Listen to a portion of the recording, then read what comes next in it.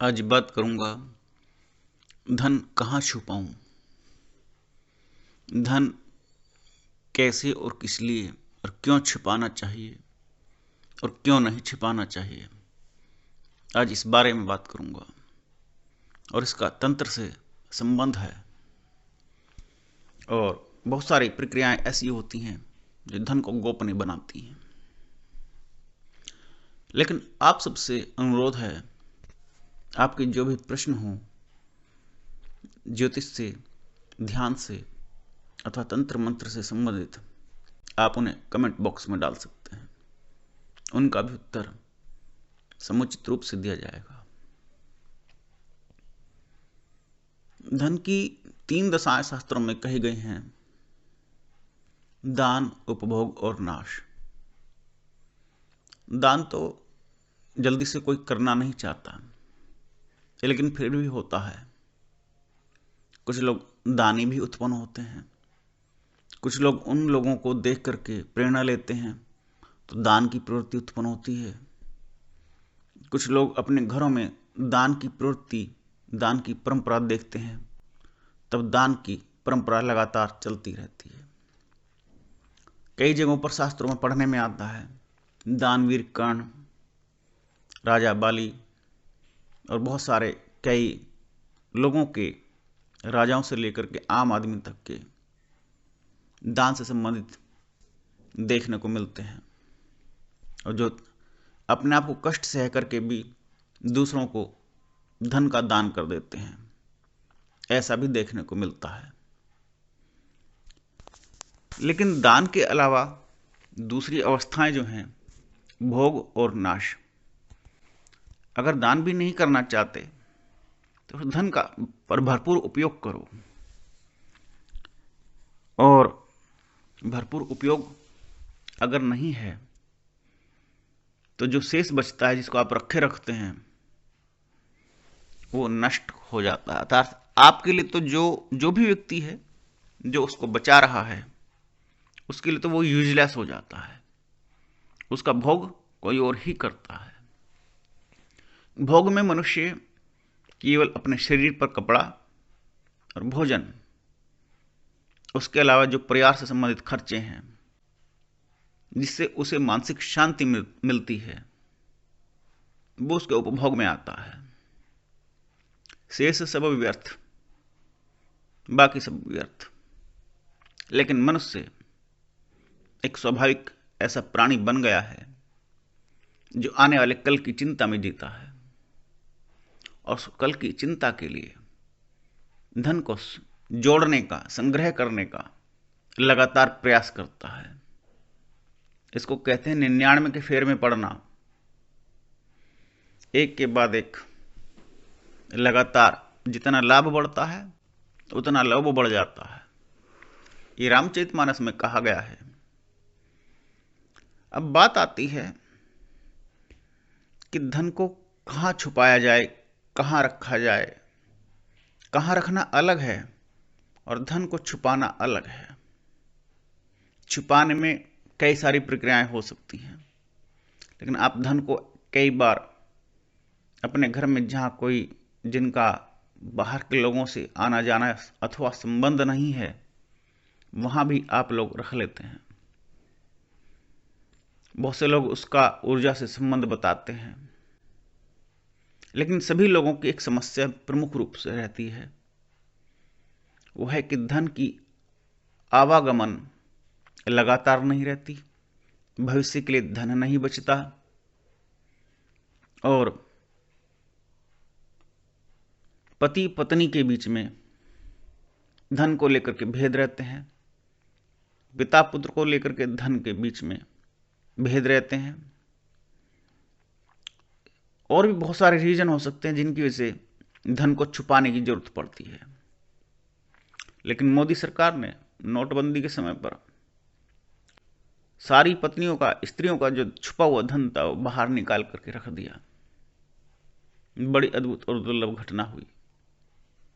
कई बेचारे पति गरीब और कंगाल देखे गए, पत्नियां धनवान थी। समस्या यहां उत्पन्न होती है जब एक ही घर में एक छत में रह रहे हैं और वहां धन रखना स्वाभाविक वृत्ति है कि धन अपने पास भी होना चाहिए, लेकिन किसी को पता ना लगे। ये भी अद्भुत बात है कि मेरे पास है लेकिन किसी को पता ना लगे। छुपाऊं कहां? औरतें रसोई के डिब्बे में छिपाती हैं, कुछ लोग किताबों के बीच में छिपाते हैं, कुछ लोग तकिए के नीचे, गद्दे के नीचे भर देते हैं, कुछ लोग संदूकों में रखते हैं, संदूक आंख के सामने और खुद अपने तख्त पे बैठे रहते हैं, कोई ले ना जाए, किसी को पता ना लग जाए। अलमारियां, सेफ, लॉकर पॉपुलर हैं ही। कुछ औरतें श्रृंगारदानी में अपना और ब्रेस्ट को तो ऐसा समझती कि भगवान ने कहा है यहां पर ही आपको अपना धन रखना है। यदि मनुष्य धन रखना चाहे शरीर में तो कहां रखे? शरीर पर रखने के लिए तो कुछ आवरण और वस्त्र चाहिए, और उसका भी नर्वस सिस्टम से संबंध है कि धन को अपने शरीर से क्यों चिपकाएं और क्यों ना चिपकाएं। पहले कभी किसी ने पुराने बनिया देखे हों तो उनकी एक जेब हुआ करती थी, बनियान में जेब होती थी और बनियान में वो जेब टुंडी के पास, नाभि के पास होती थी। इस बात को तो दर्जी भी नहीं जानता ना बनिया जानता कि जेब यहां क्यों बनाई जाती थी। वेस्टर्न कल्चर आया, उसने जेब बना दी, बटुए और पर्स, पैसे लोग अपने हिप्स पे रखने लगे, बुटक के ऊपर पीछे रखने लगे, पैसे के ऊपर चढ़ के बैठ गए, उल्टा कर दिया बिल्कुल। नाभि के पास हमारा मणिपुर चक्र होता है, वहां लक्ष्मी का निवास है, इसलिए वहां जेब बनाई जाती थी। और अब तो बिल्कुल मतलब ही नहीं है। लेकिन समस्या पैसों को छिपाने की है। छिपाऊं कैसे? आप घर में कहीं पर भी रख सकते हैं, जहां मन करे वहां रख सकते हैं, लेकिन कुछ प्रक्रियाएं आपको करनी पड़ेंगी, और ये प्रक्रियाएं छुपाने की आपको तंत्र शास्त्र देता है कि जो आंखों के सामने भी है तब भी किसी को न पता चले, आंखों के सामने है तब भी किसी को न दिखाई दे। उसके लिए कुछ आप टोने टोटके कह सकते हैं या मंत्र क्रियाएं कह सकते हैं। आप लाल कपड़े में, ना भी लाल कपड़े में हो, अगर आप मंत्र आराधना करने वाले हैं, साधक हैं, ध्यान करने वाले हैं, कुछ तंत्र क्रियाओं को जानते हैं, तो वहां कुछ शब्दों का प्रयोग होगा। हे इष्ट, हे ईश्वर, अथवा आप जो भी नाम लेते हो, अथवा जो भी देवी देवता का भजन पूजन करते हो, अथवा जिस मंत्र को आपने सिद्ध कर रखा हो, उसके माध्यम से आप जो भी धन आप रखना चाहते हैं, वो धातु भी हो सकती है, सोना अथवा चांदी भी हो सकती है, अथवा रुपए भी हो सकते हैं, अथवा सिक्के भी हो सकते हैं, कुछ भी हो सकता है जिसको आप गोपनीय बनाना चाहते हैं। उस सबको इकट्ठा करके जिसको रखना है, आप चाहे जहां रखें, किसी कपड़े में तो रखें। छिपाने का मतलब है किसी ना किसी रूप में आप ऐसा आवरण उसके ऊपर डाल देंगे जो जल्दी से किसी को दिखाई ना दे। बस आपको उस पर एक फूंक मारनी है मंत्र सिद्ध करके, और प्रार्थना करनी कि गोपनीय रहे, और वो गोपनीय रहेगा, छिपा हुआ रहेगा, जल्दी से किसी को नहीं मिल पाएगा। लोग घर में कुछ सामान ढूंढते, मिलता कुछ है, तो ऐसे में डर रहता है कहीं ऐसा ना हो कि मेरा धन सबके सामने प्रकट हो जाए। तो वो प्रकट नहीं होगा जब आपने उस पर ताला लगा दिया। तंत्र क्रिया में इसको ताला लगाना बोलते हैं। और वो प्रकट नहीं होगा, किसी भी रूप में प्रकट नहीं होगा। इस बात को ऐसे समझो जैसे मोबाइल में अलार्म भरा जाता है, बिल्कुल राइट टाइम पर एक्टिवेट होता है। 4:30 बजे का भरा तो उस समय पर ही बजेगा। इसी तरह से तंत्र क्रियाओं में कुछ मंत्रों के माध्यम से ताले लगाए जाते हैं, उससे पहले वो खुलेगा ही नहीं। उसके बाद ही वो निकलेगा अपने टाइम पर। एक्टिवेट हो जाती हैं चीज़ें, और आप चाहें कि एक्टिवेट ना हो तो एक्टिवेट नहीं होती।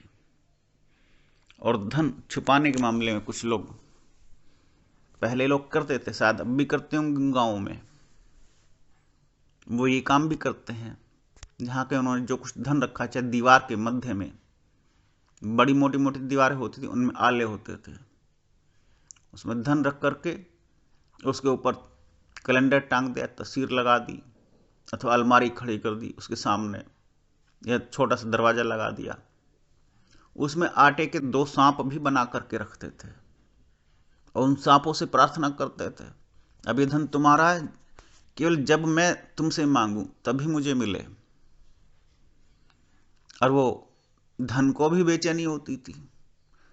लेकिन जहाँ कहीं भी प्राचीन फिल्मों में देखेंगे, कई कई किंवदंतियों में भी आपको सुनने को मिलेगा कि धन के आसपास नाग देवता भी रहते हैं।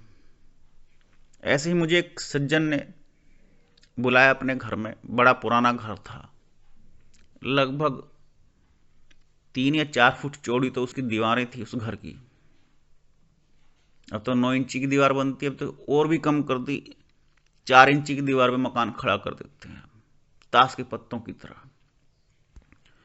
उन्होंने कहा कि हमारे घर में लक्ष्मी बोलती है और हमें पता है, और ये लक्ष्मी यहाँ रखी हुई है, इस दीवार में एक आला है, लेकिन हमारी हिम्मत नहीं पड़ती, आप आकर के इस बारे में बता दें कि वहाँ धन है या नहीं है। और मैंने कहा सोना पड़ेगा, एक रात तो कम हम सोना पड़ेगा घर में।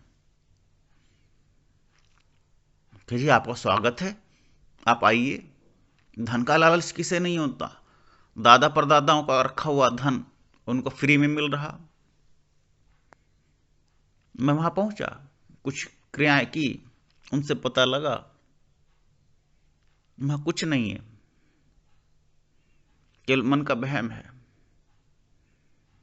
लेकिन जमीन उस घर की गर्म थी, वो ये बतलाती थी कि कहीं ना कहीं धन तो है। मैंने कहा दीवार में धन नहीं है, धन आपका जमीन के नीचे है। वो तो जब देखा जाएगा, उन्होंने कहा कि जब कभी मकान बनेगा, मकान को तो नहीं खोदने के। मैं चला आया, 2-4 साल बाद पता लगा लड़के की शादी के लिए मकान में तोड़फोड़ की जा रही थी, मकान बनाना था, उसमें से वो धन जो छिपा हुआ था वो निकल आया।